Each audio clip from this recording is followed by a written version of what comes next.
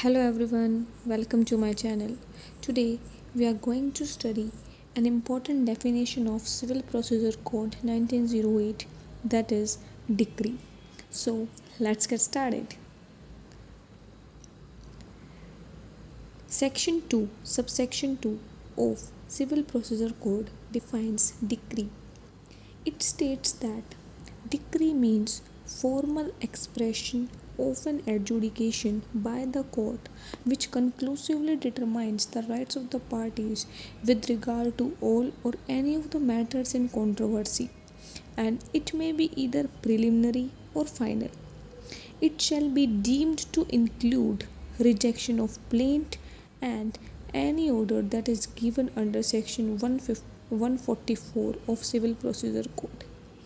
सो इस डेफिनेशन को पढ़ के हमें बेसिकली 6 एसेंशियल एलिमेंट्स पता चलते हैं एक डिक्री के। सबसे पहले आता है there must be an adjudication. Adjudication का मतलब होता है decision given on merits. If the court does not apply its judicial mind while giving a particular decision, then it cannot be said that such decision is a decree. तो एक decree को बनाने के लिए डिसीजन को देते time court को अपना जुडिशियल माइंड अप्लाई करना बहुत ज़रूरी है। अगर कोर्ट ने without considering the merits of the case कोई भी डिसीजन दिया है तो वो डिक्री की डेफिनेशन में नहीं आएगा। इसी तरह सेकंड एलिमेंट क्या कहता है, एडजुडिकेशन बाय द कोर्ट, यानी एडजुडिकेशन यानी जुडिशियल एप्लीकेशन ऑफ माइंड सिर्फ कोर्ट ही करेगी, उसके अलावा और कोई नहीं करेगा। अगर उसके अलावा किसी भी ऑफिसर ने, किसी भी ऑफिस ने, कोई एडमिनिस्ट्रेटिव ऑफिस है, इंस्टीट्यूशन ने अगर एडजुडिकेशन दिया है, उसमें अपना जुडिशियल माइंड अप्लाई किया है डिसीजन को देते टाइम, तो वो डिक्री नहीं माना जाएगा until and unless it is given by the court. तो एक डिक्री को फॉर्म करने के लिए जो जुडिशियल एप्लीकेशन ऑफ माइंड है वो कौन अप्लाई करेगा, कोर्ट अप्लाई करेगा। इसके बाद थर्ड इम्पोर्टेंट एलिमेंट है एडजुडिकेशन इन सूट, यानी जो भी जुडिशियल एप्लीकेशन ऑफ माइंड हुआ है, जो भी डिसीजन दिया गया है on the basis of merits, वो एक सूट को मद्देनज़र रखते हुए दिया गया है।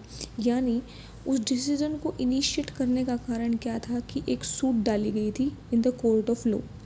अब इस सूट को हमारा CPC सेक्शन 26 में डिफ़ाइन करता है। तो सेक्शन 26 मतलब डिफ़ाइन नहीं करता, वो सिर्फ ये बताता है कि every suit shall be instituted by presentation of a plaint, यानी एक सूट को इंस्टीट्यूट करने के लिए प्लेंट का प्रेजेंट करना बहुत ही इम्पोर्टेंट है until and unless other procedure prescribed.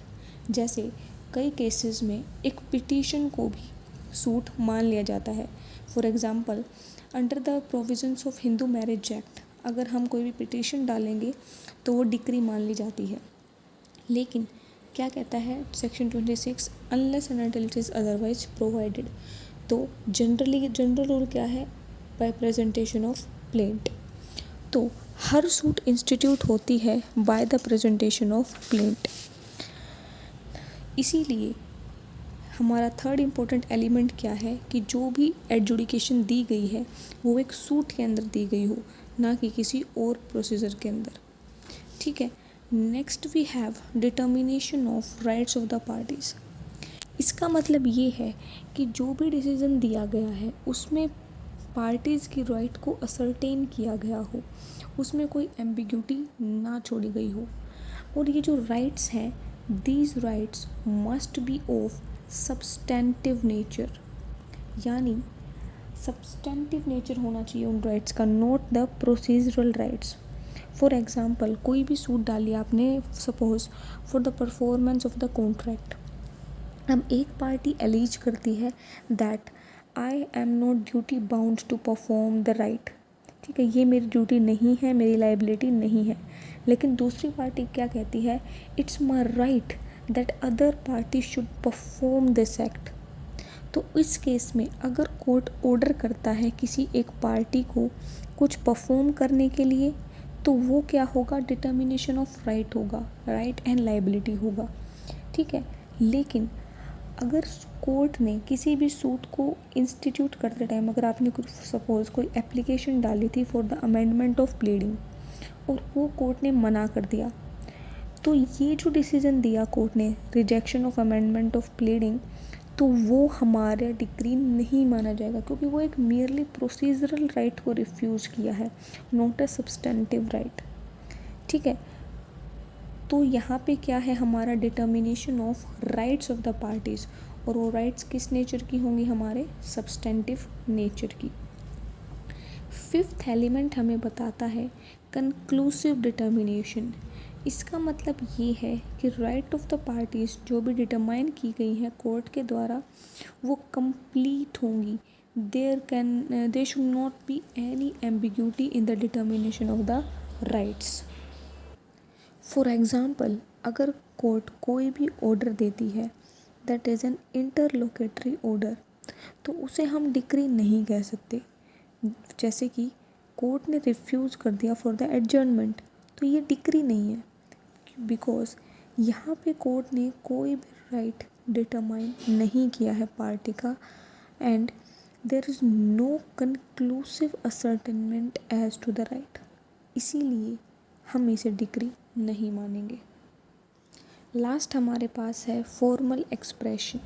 इसका मतलब ये है कि all the essentials of the manner that is to be followed while drafting a decree must be followed. यानी हम आगे जाके पढ़ेंगे कि एक डिक्री को ड्राफ्ट करने के क्या क्या रूल्स होते हैं, डिक्री में क्या क्या कंटेन होना चाहिए। तो अगर वो सब रूल्स फॉलो नहीं किए गए हैं तो हम उसे डिक्री नहीं मानेंगे, क्योंकि there must be a formal expression. Formal यानी जो भी फॉर्म, जो भी मैनर प्रिस्क्राइब की है लॉ ने, वही फॉलो होनी चाहिए वाइल ड्राफ्टिंग अ डिक्री। तो जब तक एक डिक्री में उस मैनर को फॉलो नहीं किया गया है, उस फॉर्म को फॉलो नहीं किया गया है जो लॉ प्रिस्क्राइब करता है, तब तक वो डिक्री नहीं मानी जाएगी। तो वो फॉर्म है कौन सी, तो इसके लिए हमें रेफ़र करना पड़ेगा order 20 and rule number 6 of CPC। Order 20 rule 6 हमें बताता है कंटेंट्स ऑफ द डिक्री। वो क्या कहता है कि डिक्री शैल कंटेन, सबसे पहले क्या होगा, नंबर ऑफ द सूट। जब भी हम एक सूट को रजिस्टर करते हैं, ठीक है, तो हमें एक सिविल सूट नंबर दिया जाता है, तो डिक्री भी उस सिविल सूट नंबर को कंटेन करेगी। सबसे पहले क्या होगा, उसमें एक सिविल सूट नंबर होगा।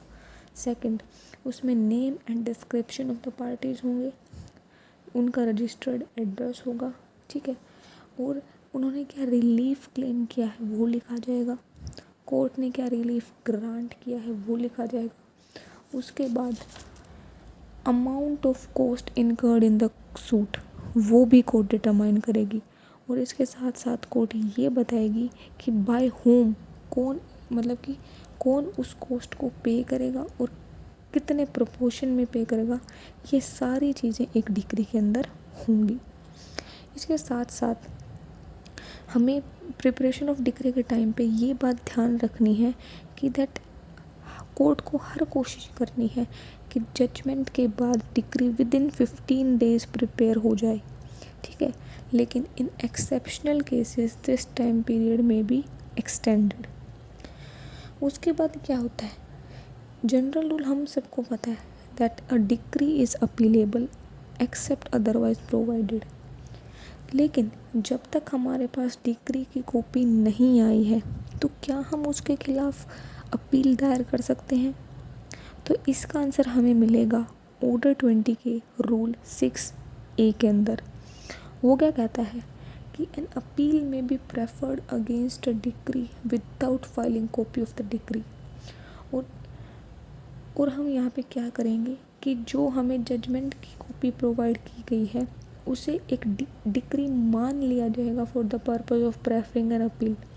लेकिन जैसे ही हमें डिक्री की कॉपी मिलती है तो हम कोर्ट के अंदर वही फाइल करेंगे और अपनी अपील को कंटिन्यू करेंगे। इसके बाद हमें इसी डेफिनेशन के अंदर ये पता चलता है कि एक डिक्री इंक्लूड करेगी, क्या इंक्लूड करेगी, rejection of plaint and any order that is given under section 144। तो देखो, रिजेक्शन ऑफ प्लेंट भले ही वो एडजुडिकेशन ना हो, यानी भले ही वो on the basis of merits ना दिया गया हो, फिर भी हम उसे एक डिक्री मानेंगे। क्यों? क्योंकि ऐसा हमें सीपीसी कहता है। तो रिजेक्शन ऑफ प्लेंट को डिक्री माना जाएगा। इसी तरह कोई भी ऑर्डर जो सेक्शन 144 के अकॉर्डिंग दिया गया है वो भी एक डिक्री माना जाएगा, भले ही वो इन 6 के 6 एलिमेंट्स को सेटिस्फाई ना करता हो। फिर उसके बाद इसी डेफिनेशन के अंदर हमें पता चलता है कि एक डिक्री क्या इंक्लूड नहीं करेगी। सबसे पहले an adjudication from which an appeal lies as an appeal from order.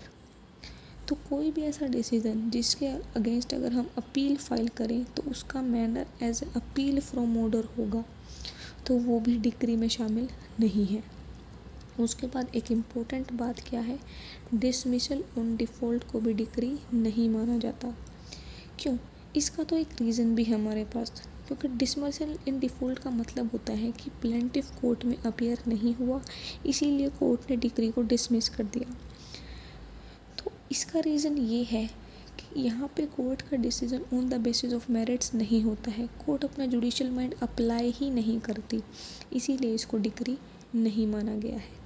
तो हमारे पास क्या हो गया, डिक्री इंक्लूड कैसे करेगी, रिजेक्शन ऑफ प्लेंट को करेगी, और कोई भी डिसीजन जो सेक्शन 144 ऑफ सीपीसी में दिया गया है उसे डिक्री को इंक्लूड करना होगा।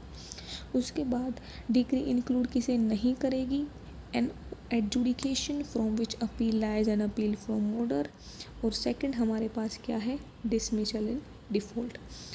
तो ये हो गई बेसिक बात। अब इसी डेफिनेशन में हमें पता चलता है क्या कि एक डिक्री के कितने टाइप हो सकते हैं। तो देखिए, एक डिक्री के 2 टाइप हो सकते हैं, one is preliminary and second is final.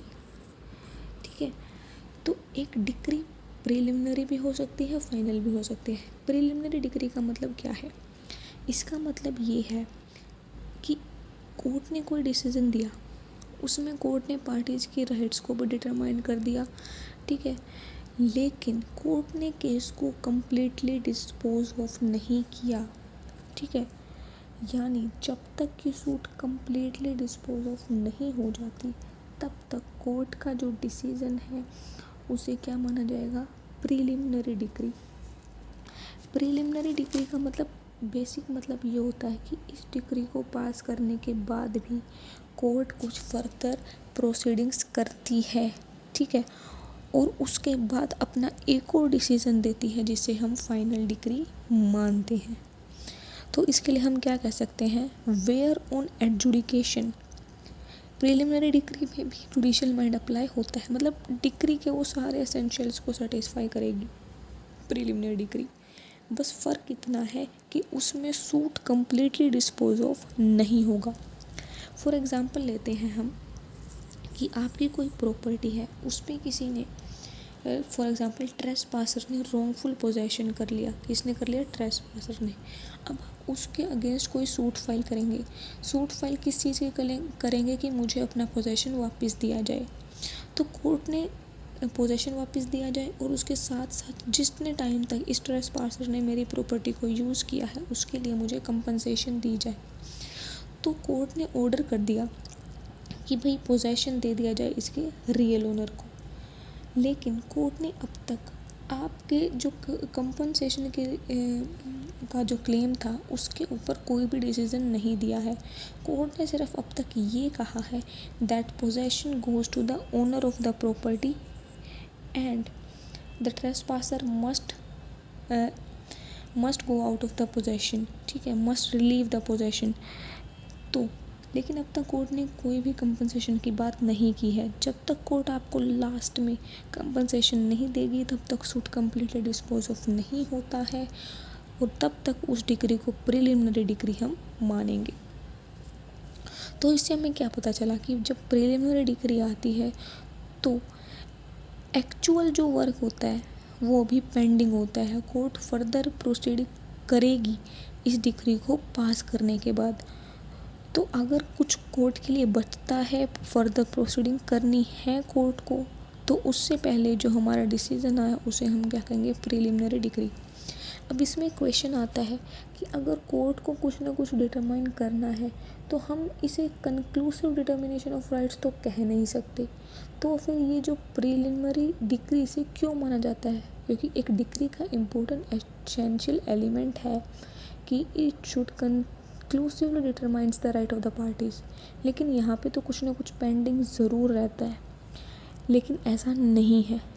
जिस डिसीजन को हम प्रिलिमिनरी डिक्री मानते हैं, with regard to that decision parties की राइट कंप्लीटली डिटरमाइन हो जाती हैं। वहाँ पे कोई एम्बिग्यूटी, कोई अनअसर्टेनमेंट नहीं रहती है।